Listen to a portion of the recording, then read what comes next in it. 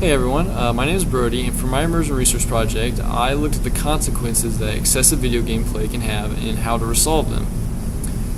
First, to give you a little background as to why I chose the topic, the short and sweet reason is I like to play video games.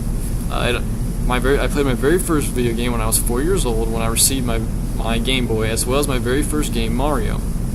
I used to take my Game Boy with me everywhere I went and played it whenever I got the chance to, including in the basket of shopping carts at grocery stores when I went grocery shopping with my grandma.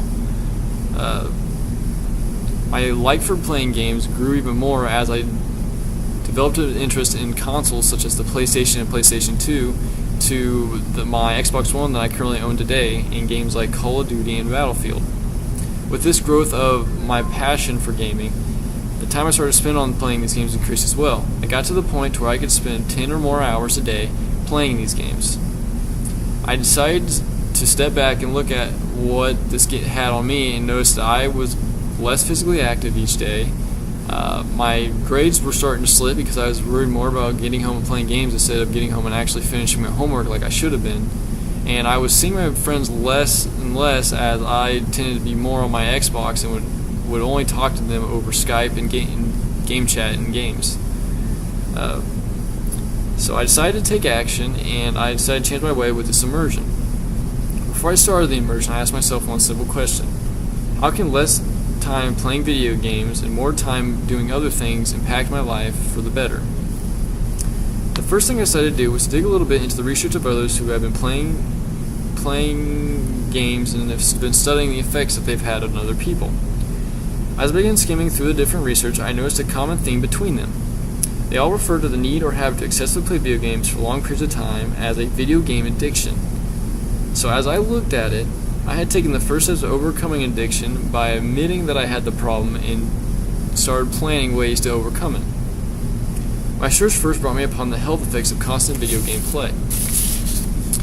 I learned that through a study among gamers that a large majority are considered to be underweight.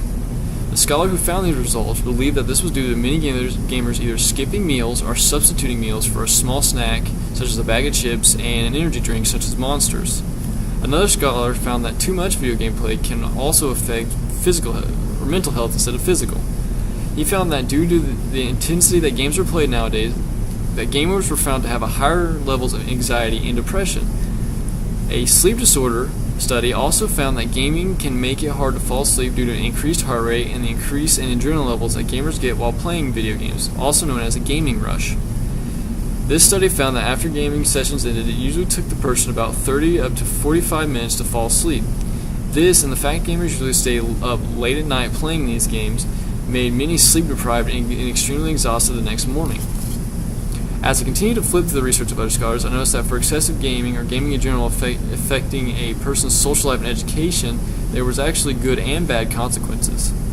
And the research I found, based on the effect gaming had on a person's social life, greatly depended on the type of game played. Researchers noticed that many single-player games such as Pokemon and Skyrim caused antisocial behavior in most gamers who rarely made any sort of contact with other people for hours at a time, sometimes days, while they played these games.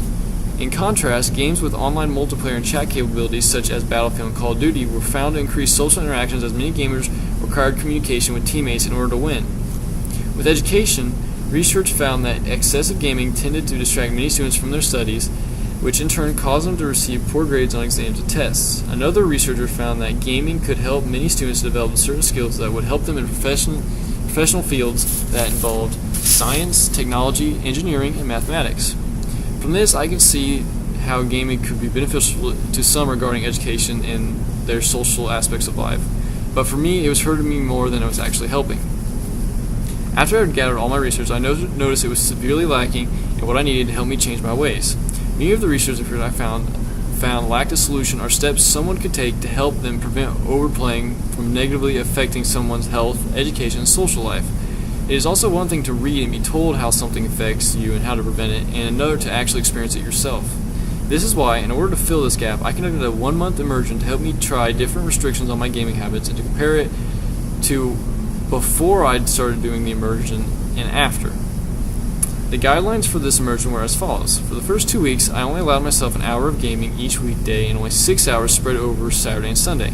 For the last 2 weeks, I increased my gaming hours from an hour to each day to 3 hours each day. and on the weekends I allowed my freedom to play as long as I wanted to. Before the immersion, it was normal for me to get about 5 to 6 hours of sleep each night, and I would constantly fall asleep in class. I also felt very sluggish throughout the day and usually tried not to move around very much. It would constantly be sitting down. At most, I was seeing my friends about 2 times a week for lunch, and sometimes not at all, but I would occasionally text them to keep in contact with a little bit and maybe talk to them over Skype. My grades were also severely lacking, ranging between the lowest grade, a C-, and the highest, a B-. At the end of my immersion, I was getting, on average, anywhere between 8 to 9 hours of sleep at night and was staying alert and awake in classes, sometimes catching and writing down important information I would have otherwise missed.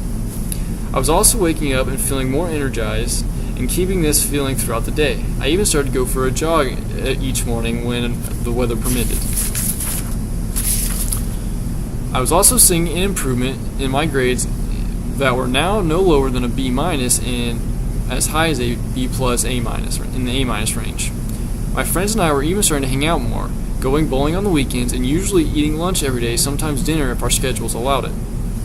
After looking over my results, I was happy in the way my immersion turned out and felt that overall it was a huge success.